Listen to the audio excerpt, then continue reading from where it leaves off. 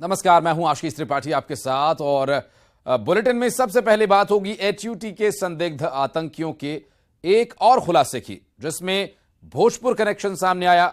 वहीं काली कमाई के पर्दाफाश के बाद अब हेमा मीणा के सुपरविजन में हुए प्रोजेक्ट की जांच की भी बात करेंगे। और इधर ग्वालियर में प्रेमी की पत्नी पर एसिड फेंकने वाली प्रेमिका को पुलिस ने गिरफ्तार कर लिया है। क्या है यह पूरा मामला, दिखाएंगे आगे आपको। और श्योपुर में 3 और चीतों को बाड़े से खुले जंगल में रिलीज किया गया। इसके अलावा बाबा बागेश्वर को लेकर एक बार फिर से बवाल मचा हुआ है। इन सभी खबरों पर विस्तार पूर्वक नजर डालेंगे। शुरुआत करते हैं भोपाल से बड़ी खबर से, जहां हिजबुत तहरीर के संदिग्ध आतंकियों का भोजपुर कनेक्शन सामने आया है। भोपाल एटीएस ने इस पर सर्चिंग की और भोजपुर के पास नीमखेड़ा मदरसे पर संदिग्ध आतंकियों के साथ सर्चिंग की गई।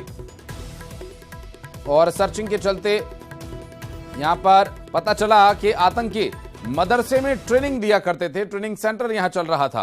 भोजपुर की कई जगहों पर एटीएस छापेमारी कर सकती है। और भोपाल से इस वक्त की बड़ी खबर, मदरसे में ट्रेनिंग सेंटर चल रहा था। किस तरह की ट्रेनिंग यहां पर दी जा रही थी, इसमें हालांकि कुछ डिटेल्स आना भी बाकी है, जबकि एटीएस का सर्च लगातार जारी है। नीमखेड़ा मदरसे पर संदिग्ध आतंकियों के साथ सर्च किया गया और इसमें पता चला कि मदरसे में ट्रेनिंग दी जा रही थी।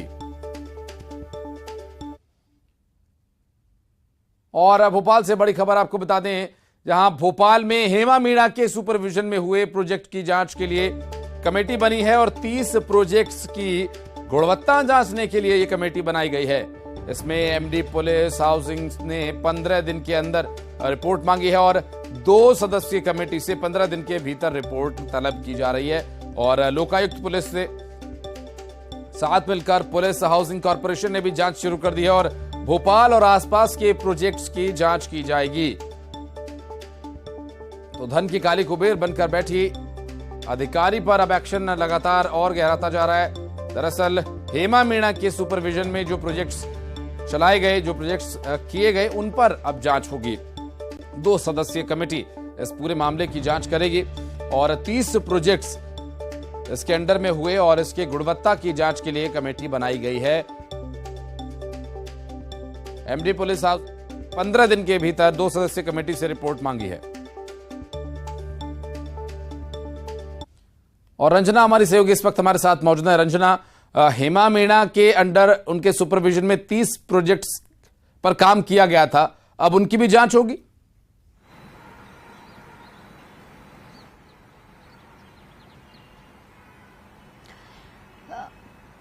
जी आशीष, बिल्कुल। अब तक लोकायुक्त ने हेमा मीणा पर शिकंजा कसा था, लेकिन अब इसके साथ साथ उन्होंने जिस भी प्रोजेक्ट में काम किया था, जो प्रोजेक्ट उनके अंडर में थे, उन सभी प्रोजेक्ट की अब जांच की जाएगी। और अब पुलिस हाउसिंग कॉर्पोरेशन के जो एमडी हैं, उन्होंने जांच को लेकर 2 सदस्यीय कमेटी गठित की है। और इस कमेटी को 30 से ज्यादा ऐसे प्रोजेक्ट हैं जो कि हेमा मीणा के सुपरविजन में किए गए थे, इनकी गुणवत्ता की जांच कराई जाएगी। और 15 दिनों के भीतर जो जांच रिपोर्ट है वो पेश करने को लेकर निर्देश भी दिए हैं, क्योंकि करोड़ों की संपत्ति, जब लोकायुक्त ने उनके यहाँ छापा मारा था तो करोड़ों से ज्यादा की जो संपत्ति है वो बरामद हुई थी। लेकिन इस बात को लेकर भी अब सवाल खड़े हो रहे हैं कि जो उनके सुपरविजन में काम हुए हैं उसमें गुणवत्ता सही नहीं होगी और उसमें कहीं ना कुछ घोटाले जरूर हुए होंगे। और इसी बात को लेकर अब हर एक बिंदु पर जांच पड़ताल की जा रही है और जो भी इसमें दोषी होगा उन पर भी कार्रवाई की जाएगी और सख्त एक्शन लिया जाएगा। आशीष जी, रंजना, इस विषय को लेकर अभी क्या कुछ आगे डिटेल्स रहेगी, आपसे अपडेट लेंगे। बहुत बहुत शुक्रिया आपका इस पूरे मामले पर जानकारी देने के लिए। और बढ़ते हैं आगे, ग्वालियर से बड़ी खबर आपको बता दें, प्रेमी की पत्नी पर एसिड फेंकने वाली प्रेमिका को गिरफ्तार कर लिया गया है। और यहां जनकगंज पुलिस ने आरोपी प्रेमिका को पकड़ा है। प्रेमी की पत्नी पर एसिड अटैक किया था इसने। लक्ष्मीगंज के रामद्वारा में 18 मई को इस वारदात को अंजाम दिया गया था और एसिड से झुलसी महिला को उसके पति ने अस्पताल में भर्ती कराया था।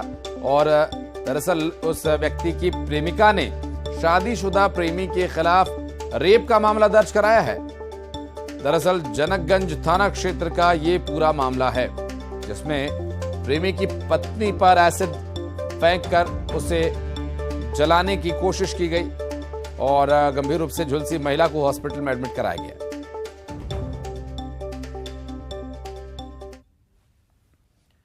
और श्योपुर से खबर, जहां 3 और चीते बाड़े से खुले जंगल में रिलीज किए गए हैं। दरअसल अग्नि, वायु और दामिनी नाम के इन चीतों को रिलीज किया गया है और एक मादा और 2 नर चीतों सहित 3 चीतों को यहां रिलीज किया गया है। और अब कूनो खुले जंगल में कुल 6 चीते मौजूद हैं। कूनो में 4 शावकों सहित कुल 17 चीते अब तक हैं, 15 बड़े बाड़े और 6 खुले जंगल में। 3 और चीते रिलीज किए गए हैं, जिसमें 2 नर चीता और एक मादा चीता रिलीज किए गए हैं, जिनका नाम अग्नि, वायु और दामिनी बताया जा रहा है। कूनो के खुले जंगल में अब तक कुल 6 चीते घूम रहे हैं और इनके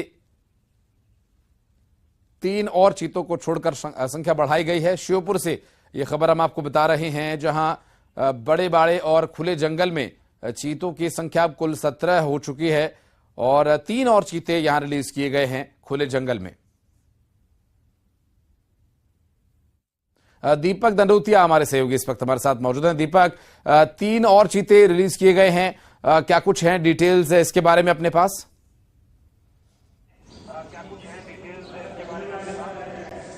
बिल्कुल, 3 और चीतों को रिलीज किया गया है। अग्नि, वायु और दामिनी नाम के चीते हैं। एक मादा है, 2 नर हैं, जिन्हें अब रिलीज किया गया है। अब कूनो के खुले जंगल में जो चीते थे, पहले 4 छोड़े गए थे, लेकिन जो लगातार पवन नाम का चीता है रिहायशी इलाकों में पहुंच रहा था, उसे बाड़े में फिर से बंद कर दिया गया है। अब इन्हें छोड़े जाने के बाद जो कूनो में खुले जंगल में चीतों की संख्या 6 हो गई है, जबकि 4 शावकों सहित करीब 21 चीते कूनो के बाड़े में मौजूद हैं, जिन्हें जल्द ही खुले जंगल में छोड़े जाने का फैसला लिया जाएगा। अच्छी बात यह है कि जो पर्यटक हैं लंबे समय से कूनो में चीतों का दीदार करने के लिए इंतजार कर रहे हैं, उनके इंतजार की घड़ी अब खत्म हो गई है। कूनो जो दूसरे गेटों से जहां पर अंदर प्रवेश करेंगे तो उसके बाद में चीतों का दीदार भी हो सकेगा, क्योंकि चीते रफ्तार के राजा हैं। वो जंगल में कहीं भी घूमते हुए, फर्राटे भरते हुए देखे जा सकेंगे। तो एक पर्यटकों के लिए भी बड़ी खुशखबरी है और कूनो प्रशासन भी खुश है, क्योंकि लंबे अरसे के बाद कूनो में जो खुले जंगल है वहां पर चीतों को रिलीज किया गया है। जी, बहुत शुक्रिया दीपक आपका इस डिटेल पर जानकारी देने के लिए। और बढ़ते आगे, भोपाल से बड़ी खबर, धीरेन्द्र शास्त्री के खिलाफ शहर भर में पोस्टर्स लगाए गए हैं। धीरेन्द्र शास्त्री पर एफआईआर दर्ज किए जाने की मांग की जा रही है। दरअसल भगवान सहस्त्रबाहु पर अभद्र टिप्पणी का आरोप है। इन पर पोस्टर में धीरेन्द्र शास्त्री से माफी मांगे जाने की मांग की गई है कि धीरेन्द्र शास्त्री माफी मांगे। भगवान सहस्त्रबाहु को लेकर जो बयान दिया गया उसका विरोध यहां पर दर्ज कराया जा रहा है उनके अनुयायियों द्वारा।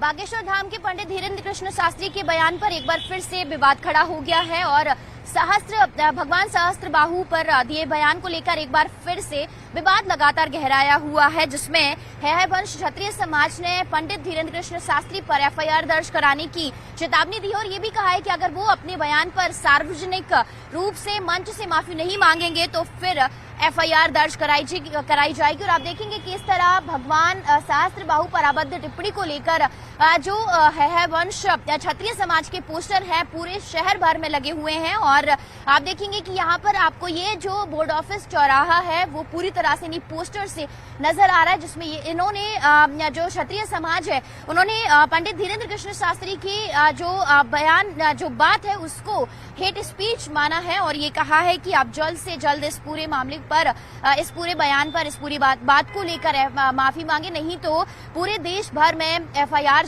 दर्ज कराई जाएगी। हालांकि परशुराम जयंती के दिन की ये बात है जब पंडित धीरेन्द्र कृष्ण शास्त्री ने ये कहा था कि भगवान परशुराम ने 21 बार जो धरती है, पृथ्वी है, उसको क्षत्रिय विहीन किया था और है वंश के विनाश के लिए भगवान परशुराम ने अपने हाथ में फरसा उठाया था। फरसा इसलिए उठाया था क्योंकि है वंश का जो राजा है वो बड़ा ही कुकर्मी था और जब जब इस तरीके के अत्याचार बढ़ेंगे तो उनके विनाश के लिए इस तरह से भगवान परशुराम उनका नाश करेंगे। लेकिन इस बात पर जब उन्होंने सोशल मीडिया प्लेटफॉर्म ट्विटर पर माफी मांगी थी उसके बाद ये मामला शांत हो गया था, लेकिन एक बार फिर से अब ये विवाद लगातार गहरा रहा है और जो है वंश क्षत्रिय समाज है उन्होंने चेतावनी दी है कि अगर मंच से माफी नहीं मांगी जाती है तो फिर एफआईआर कराई जाएगी और बड़े स्तर पर आंदोलन भी किया जाएगा। कैमरामैन मूल सिंह के साथ रंजना दुबे, न्यूज 18 भोपाल। और भगवान सहस्त्रबाहु पर बयान देने के बाद धीरेन्द्र शास्त्री ने सोशल मीडिया पर माफी मांग ली थी। 28 अप्रैल को ट्वीट करके 12 मई को एक सोशल मीडिया पर वीडियो पोस्ट करके धीरेन्द्र कृष्ण शास्त्री ने माफी मांगी थी। दिनों से सोशल मीडिया द्वारा और हमारे ही सनातन हिंदू धर्म के अभिन्न अंग के कुछ लोग मन में इस प्रकार का भाव बनाए हुए हैं कि जो है हमारे बागेश्वर वाले महाराज जी ने सनातन धर्म में सहस्त्राबाहु अर्जुन जी के बारे में कुछ गलत कहा। हाँ, हमारे समझाने में हो सकता है, हमारा स्वप्न में भी ये ध्येय नहीं है कि हम अपने हिंदुओं के इष्टों को किसी भी प्रकार से आघात पहुंचाएं या उनकी भावनाओं को आहत करें। हम ये स्वप्न में भी नहीं विचार कर सकते। हमारा सिद्धांत है सब एक हैं, सनातनी हिंदू एक हों हर हाल में। ये तो हम कभी विचार कर ही नहीं सकते, पर हो सकता हमारे समझाने में, हमारे कहने में भगवान सहस्त्राबाहु अर्जुन को लेकर के कुछ ऐसी बात हो गई होगी जिससे समझने में भी कुछ त्रुटि हो सकती है, अथवा समझाने में शब्द शैली में भी, जिसमें हमारा ही अभिन्न अंग, हमारे ही प्राचीन सनातन वैदिक धर्म के, हिंदू धर्म के योद्धा पुरोधा, जिसमें कलचुरी समाज, राय समाज, ताम्रकार समाज, शिवहरे समाज और है वंश के जितने भी लोग हैं, उन लोगों को लगा कि गुरु जी ने कुछ उल्टा कह दिया। आप कभी ऐसा विचार ना करना, न मन में खेद रखना। आप हमारे आत्मा हो, हमारे प्राण जब तक रहेंगे तब तक हम सनातनी हिंदुओं की एकता पर कार्य करते रहेंगे। और अगर मन में ऐसा दुख लगा हो तो हमें खेद लग रहा है कि आप लोगों के मन में ऐसा कुछ आघात पहुंचाए, तो आप ऐसा मन में ना रखें। हम सब एक थे, हैं, और कभी भी हम स्वप्न में इस प्रकार से किसी भी भगवान या किसी अपने सनातन धर्म के वैदिक हिंदुओं के किसी भी देवी देवताओं के बारे में ऐसा कहें, ऐसा कभी हो सकता है? हाँ, एक वार्ता में, प्रश्नोत्तरी में भगवान परशुराम सहस्त्रबाहु की चर्चा में ऐसा। भोपाल से बड़ी खबर, विधानसभा चुनावों के लिए ईवीएम और वीवीपैट मशीनों की फर्स्ट लेवल की चेकिंग आज है। 31 जिलों के कलेक्टर, जिला निर्वाचन अधिकारी और उप जिला निर्वाचन अधिकारी इसमें शामिल होंगे। विधानसभा चुनावों से पहले ईवीएम और वीवीपैट मशीनों की एफएलसी आज की जाएगी और विधानसभा चुनावों के लिए ये मशीन तैयार की जाएंगी और 31 जिलों के कलेक्टर, उप जिला निर्वाचन अधिकारी इसमें शामिल होंगे।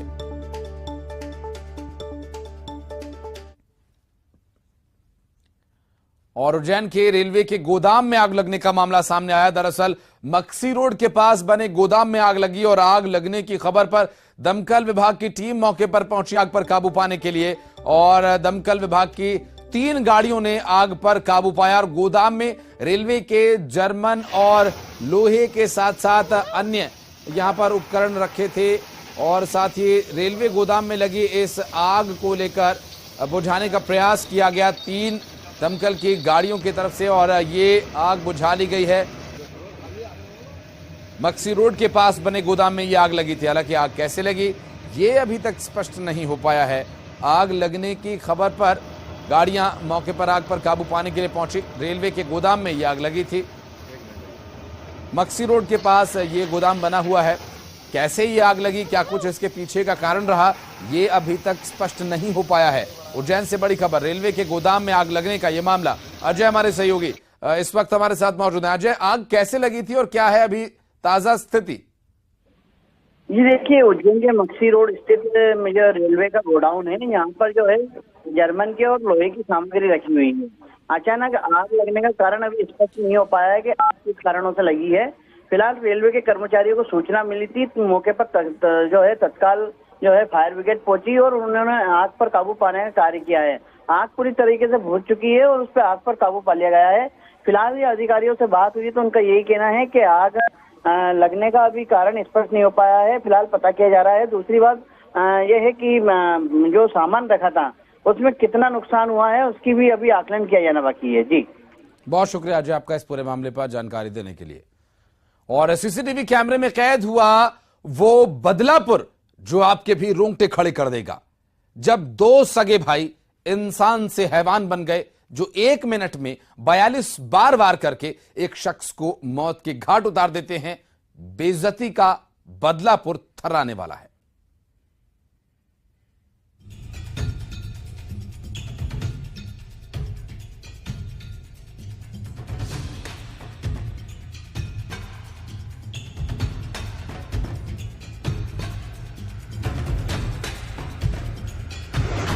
सीसीटीवी में कैद मर्डर लाइव।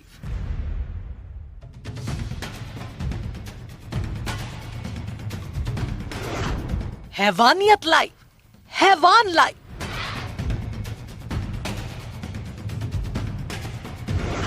एक मिनट 42 बार।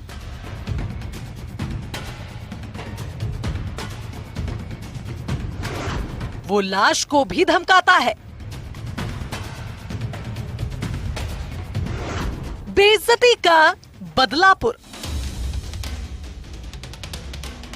इस 1 मिनट 52 सेकंड के सीसीटीवी फुटेज में जो तस्वीर कैद हुई है वो रोंगटे खड़े कर देती है। मर्डर की वो लाइव वारदात जिसमें हुई हैवानियत दिल दहलाने वाली है। सबसे पहली तस्वीर जब कुछ लोग यहां से आराम से जाते हुए दिखाई देते हैं। बस एक ये शख्स जो लगता है किसी से मोबाइल पर बात कर रहा है। आने वाले खतरे की जिससे आहट तक नहीं थी और तभी उस पर 2 लोग हमला करते हैं जिससे वो घबरा जाता है। उसके बाद जो कैमरे में कैद हुआ उस हैवानियत को हम आपको दिखा नहीं सकते। जिस वहशीपन की कहानी को हम तीसरी आंख की जुबानी सुनाते हैं। मर्डर की ये वो लाइव वारदात है जब ये हैवान सगे भाई इस शख्स पर ताबड़तोड़ वार करते हैं। करीब 1 मिनट में 41 बार। वार इतना खतरनाक था कि इस शख्स की मौत हो जाती है, लेकिन उसके बाद भी इन शैतानों का गुस्सा शांत नहीं होता। इसमें एक आरोपी बड़ा पत्थर उठाता है और फेंक देता है। जिस तरह से वार किया गया वो किसी बदले की कहानी को बयां कर रहा है। ये गोपाल की हत्या हुई है। ये रात का घटनाक्रम था। इसमें ये जो मूल तथ्य यही है कि 2 युवक थे, उनके पिता को इसके द्वारा धमकाया गया था 2 दिन पहले। जबलपुर के खमरिया थाना इलाके में ये वारदात हुई। वर्दा घाट के पास शातिर बदमाश गोपाल साहू की बेरहमी से हत्या कर दी गई। हत्यारा तपन और विपिन दोनों सगे भाई हैं। इस मर्डर के पीछे 2 दिन पुराना विवाद वजह बताई जा रही है। मृतक गोपाल साहू खमरिया इलाके का निगरानी बदमाश था। उसके खिलाफ कई मामले थाने में दर्ज थे। तपन और विपिन के पिता से गोपाल का 2 दिन पहले विवाद हुआ था, जिसने तपन और विपिन के पिता के साथ हुज्जत की थी। पिता की बेइज्जती का बेटों ने ऐसा बदला लिया और उस पर से आक्रोशित होकर इन्होंने उससे बोला कि तुम मेरे पिता के साथ दुर्व्यवहार क्यों किया। और उसकी गोपाल के साथ जहां पर घटनाक्रम हुआ है वहां पर उनकी बहस हुई और उसके घटनाक्रम के चलते उन्होंने पत्थर पटक के उसकी हत्या कर दी। दोनों आरोपी गिरफ्तार हो गए, 3 आरोपी गिरफ्तार हो गए। हालांकि पुलिस वाले इस वीडियो की सत्यता की जांच भी कर रहे हैं। जबलपुर से पवन पटेल के साथ bureau report, news 18 Madhya Pradesh Chhattisgarh. और यहां ले रहे एक छोटा सा ब्रेक, बहुत जल्द लौटते हैं।